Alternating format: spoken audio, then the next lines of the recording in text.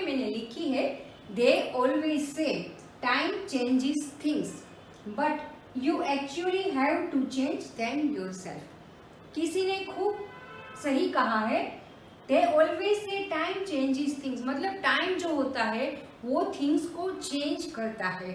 पर यहाँ पे कॉन्ट्राडिक्टरी एक वो भी दी गई है, but you actually have to change yourself. मतलब टाइम तो हमें काफी सारे चेंजेस दिखाता ही है, पर अगर हमें अपने टाइम को चेंज करना है तो हमें अपने आप से चेंज देम योरसेल्फ, अपने आप से अपने टाइम को चेंज करना होगा। यानी कि हमें अपनी जो भी सिचुएशन है उसमें अगर बदलाव चाहिए, उसमें अगर अपग्रेडेशन करना है तो हमें अपना हार्डवर्क, अपना डेडिकेशन, अपना डिटर्मिनेशन सब कुछ डाल के अपना जो टाइम है उसे चेंज करना ही होगा।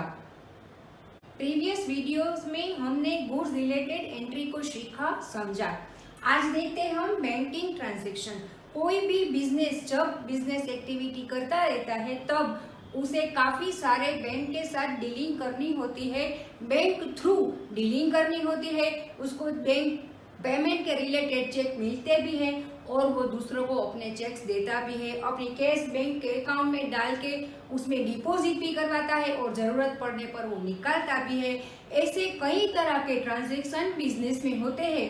तो आज हम इन सभी ट्रांजैक्शन को यहाँ पे देखते हैं और कैसे जर्नल में उसकी एंट्री करते हैं ये सीखते हैं। बैंकिंग का जो हमारा बैंक अकाउंट होता है वो पर्सनल अकाउंट में कंसीडर किया जाता है, जिससे इसके पर्सनल अकाउंट्स के रूल यहाँ पे लागू होते हैं। अब देखते हैं जनरली किन किन टाइप के ट्रांजैक्शन बैंक के साथ होते हैं और उनकी एंट्रीज कैसे होती है। सबसे पहले ओपनिंग एन अकाउंट। जब कोई भी बिजनेस फर्म अपना बिजनेस स्टार्ट करती है तब सबसे पहले किसी भी बैंक में अपना अकाउंट ओपन करती है, स्टार्ट करती है, जिसमें कुछ अमाउंट वो डिपॉजिट करता है। तो यहाँ पे bank account debit to cash account credit. Bank है जो कि हमारी अमाउंट की रिसीवर है, इसलिए हम उसका अकाउंट डेबिट करेंगे, और कैश हमारी रियल एस्टेट है जो कि हमारे फॉर्म में से जा रही है, इसीलिए रूल के मुताबिक उसको क्रेडिट किया जाता है। यहाँ पे एक बात खास नोट डाउन कर लीजिए, अगर आपका कोई भी वहीवट एक ही बैंक के साथ है तो एक बार उनका नाम लिख के वापस नहीं लिखे तो चलेगा, पर कोई भी बिजनेसमैन कोई भी एक बैंक के साथ डील नहीं करता है, मिनिमम दो तीन चार बैंक के साथ उनके वहीवट होते हैं, तब बैंक का नाम यहाँ पे स्पेसिफाई करना बहुत ही इम्पोर्टेंट होता है।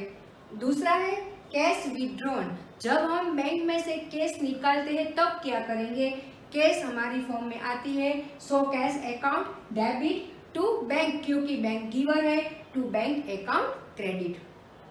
अब cash withdrawn for personal use.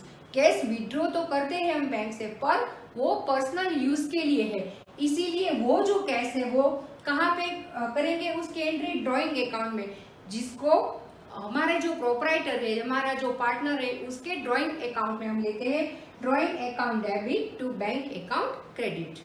Next, payment by cheque to a creditor. जो भी हमारा क्रेडिटर है उसको अब हम चेक से पेमेंट करते हैं। यहाँ पे एग्जांपल के तौर पे हम नेम लेते हैं Raju, Raju's account debit to bank account credit.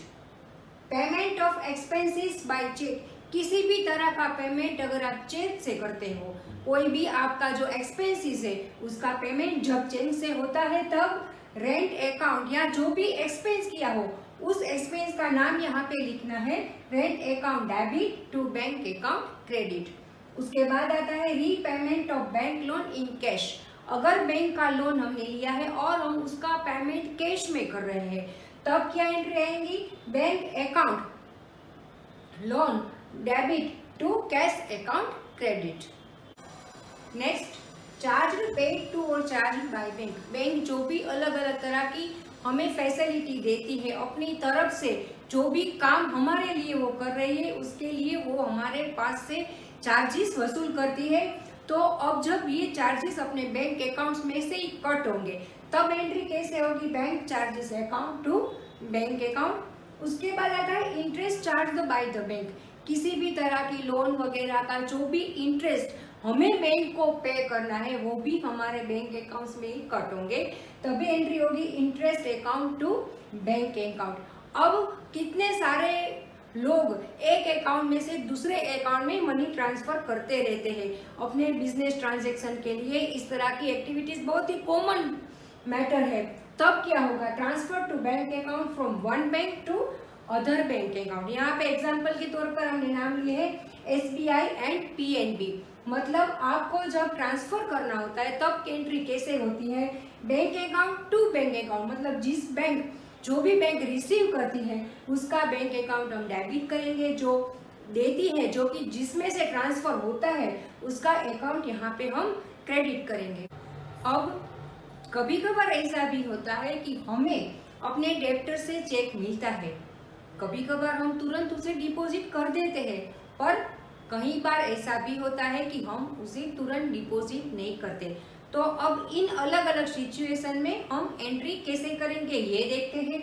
Check received from debtor and deposited, हमें चेक मिला और हमें उसे डिपॉजिट कर दिया, तब एंट्री सिंपल ही रहेगी, bank account to Rahul's account. उसके बाद cheque received from debtor and not deposited in bank, हमें डेप्टर से चेक मिल गया है पर अभी हमने उसको डिपॉजिट नहीं किया है, तब हम एंट्री करेंगे cheque in hand account to Ankur's account. अब above cheque is deposited in bank, अब एक दो दिन के बाद जब हम इस चेक को बैंक में डिपॉजिट करेंगे तब हम एंट्री करेंगे bank account to cheque in hand account. अब इस पार्ट में हमने बैंकिंग ट्रांजैक्शन के रिलेटेड अलग अलग एंट्रीज को समझा।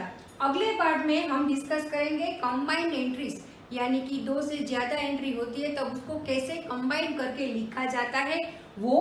उसके बाद आता है trade discount and cash discount. इन तीनों पॉइंट को अगले पार्ट में हम क्लियर करेंगे। तब तक stay tuned with Seev academy. Thank you.